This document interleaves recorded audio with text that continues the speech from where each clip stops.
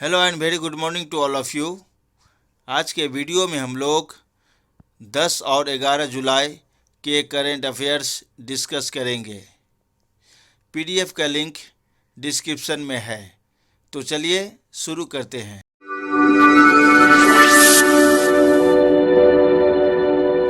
आज का पहला क्वेश्चन है, विश्व जनसंख्या दिवस कब मनाया जाता है? इस क्वेश्चन का सही आंसर होगा ऑप्शन सी 11 जुलाई। इंपॉर्टेंट पॉइंट देख लेते हैं। पहला पॉइंट है, हर साल पूरे विश्व में 11 जुलाई को जनसंख्या दिवस मनाया जाता है।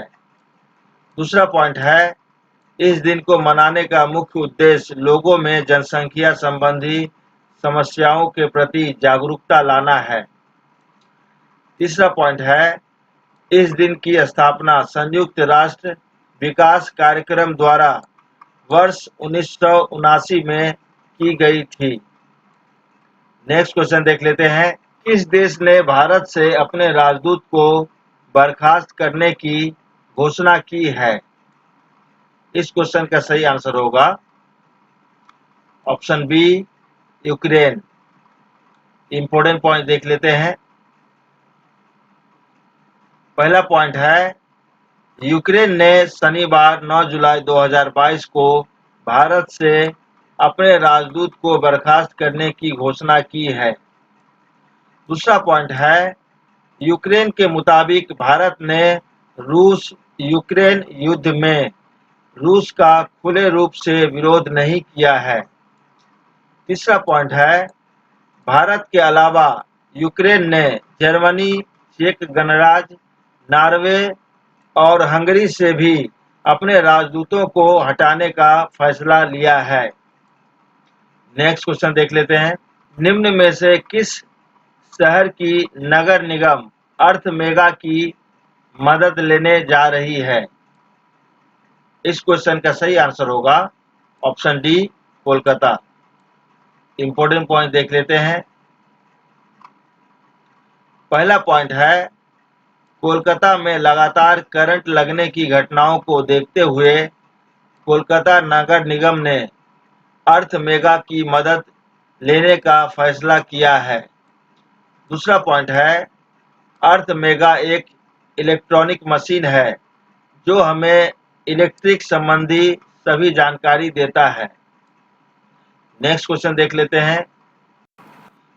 किस राज्य में शुक्रवार यानी जुम्मे के दिन 100 सरकारी स्कूलों में साप्ताहिक छुट्टी अनिवार्य कर दी गई है? इस क्वेश्चन का सही आंसर होगा option B Jharkhand. Important point देख लेते हैं। पहला पॉइंट है, झारखंड में लगभग 100 सरकारी स्कूलों में साप्ताहिक अवकाश रविवार से बदलकर शुक्रवार कर दिया गया है। दूसरा पॉइंट है, यहाँ मुस्लिमों की आबादी ज़्यादा है, इसलिए शुक्रवार यानी जुम्मे के दिन स्कूलों में ना तो कोई छात्र आते हैं और ना ही शिक्षक। तीसरा पॉइंट है, यहाँ के स्कूलों की नोटिस बोर्ड पर भी शुक्रवार को जुम्मा लिखा गया है। नेक्स्ट क्वेश्चन देख लेते हैं।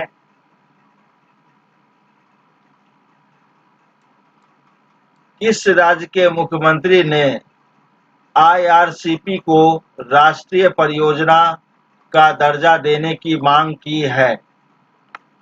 इस क्वेश्चन का सही आंसर होगा option C Rajasthan. Important point देख लेते हैं।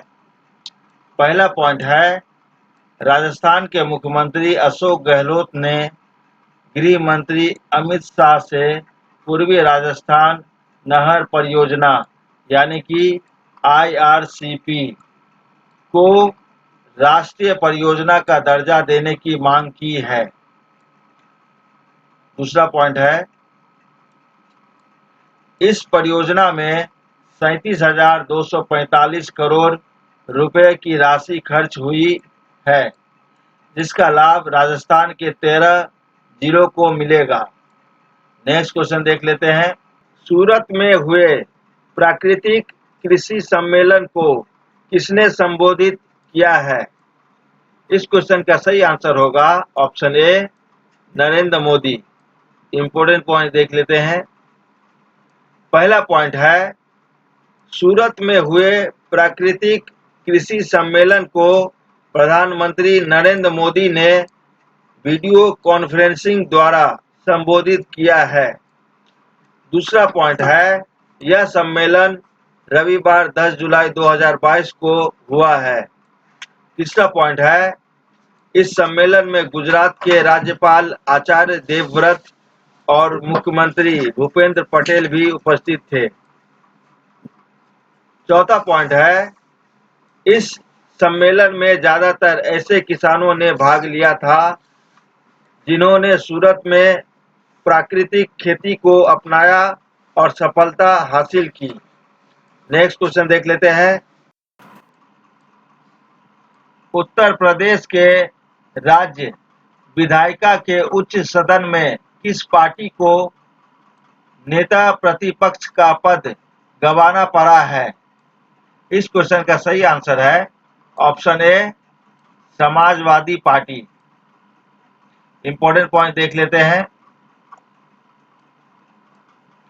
हाल ही में उत्तर प्रदेश के विधान परिषद में 12 सदस्यों की 7 जुलाई को कार्यकाल समाप्त होने के बाद समाजवादी पार्टी के सदस्यों की संख्या राज्य विधायिका के उच्च सदन में घटकर 10 के नीचे आ गई है, जिसके कारण पार्टी को सदन में नेता प्रतिपक्ष का पद गंवाना पड़ा है।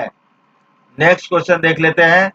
जापान भारत में 1338 करोड़ रुपए का निवेश किस राज्य में करने वाला है? इस क्वेश्चन का सही आंसर होगा ऑप्शन ए, राजस्थान। इंपॉर्टेंट पॉइंट देख लेते हैं।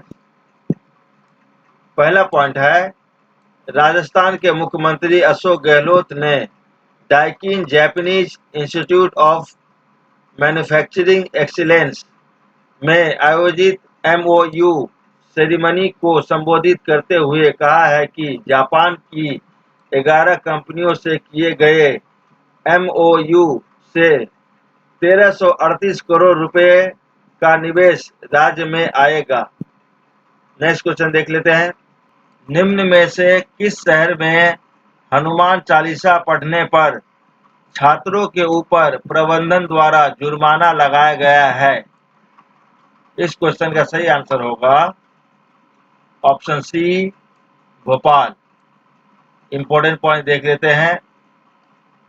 पहला पॉइंट है, मध्य प्रदेश की राजधानी भोपाल के पास एक शैक्षणिक संस्थान में छात्रों के सामूहिक तौर पर हनुमान चालीसा पढ़ने पर प्रबंधन द्वारा उन पर जुर्माना लगाया गया है। दूसरा पॉइंट है, इस मामले की जानकारी मिलने के बाद गृह मंत्री डॉक्टर नरोत्तम मिश्रा ने शुक्रवार 8 जुलाई 2022 को कहा है कि छात्रों से कोई जुर्माना नहीं वसूला जाएगा। नेक्स्ट क्वेश्चन देख लेते हैं। हाल ही में किस देश ने भारतीय हवाई सीमा का उल्लंघन किया है? इस क्वेश्चन का सही आंसर होगा ऑप्शन ए, चीन। इंपॉर्टेंट पॉइंट देख लेते हैं। पहला पॉइंट है, चीन ने भारतीय हवाई सीमा का उल्लंघन किया है। दूसरा पॉइंट है, चीनी वायुसेना का एक लड़ाकू विमान जून के आखिरी हफ्ते में सुबह 4 बजे के करीब पूर्वी लद्दाख सेक्टर में भारतीय वायुसेना के रडार पर आ गया था, लेकिन भारत के चेतावनी के बाद वह विमान वापस चला गया। नेक्स्ट क्वेश्चन देख लेते हैं। किस राज्य सरकार के मुख्य समाचार पत्र ने जापान के पूर्व प्रधानमंत्री शिंजो की हत्या को भारत के अग्निपथ योजना से तुलना की है? इस क्वेश्चन का सही आंसर होगा option A, Paschim Bangal. Important point देख लेते हैं। पहला पॉइंट है, पश्चिम बंगाल की तृणमूल कांग्रेस के मुख्य समाचार पत्र जागो बांग्ला ने जापान के पूर्व प्रधानमंत्री शिंजो की हत्या की तुलना भारत के अग्निपथ योजना से की है। दूसरा पॉइंट है, इस पत्र में कहा गया है कि शिंजो की हत्या उस व्यक्ति ने की थी जिसने सेना में बगैर पेंशन के तहत काम किया था। भारत की अग्निपथ योजना भी ठीक उसी तरह है, क्योंकि इस योजना के तहत लोग केवल 4.5 साल तक ही नौकरी कर सकते हैं। रिटायरमेंट के बाद ना तो कोई पेंशन मिलेगी और ना ही किसी प्रकार के अन्य लाभ दिए जाएंगे। नेक्स्ट क्वेश्चन देख लेते हैं। हाल ही में किस राज्य के पूर्व मुख्यमंत्री की पत्नी का निधन हो गया है? इस क्वेश्चन का सही आंसर है उत्तर प्रदेश। इंपॉर्टेंट पॉइंट देख लेते हैं। पहला पॉइंट है, उत्तर प्रदेश के पूर्व प्रधानमंत्री मुलायम सिंह यादव की पत्नी साधना गुप्ता का शनिवार 9 जुलाई 2022 को निधन हो गया है। दूसरा पॉइंट है, साधना गुप्ता के मौत पर उत्तर प्रदेश के वर्तमान मुख्यमंत्री योगी आदित्यनाथ ने भी शोक प्रकट किया है।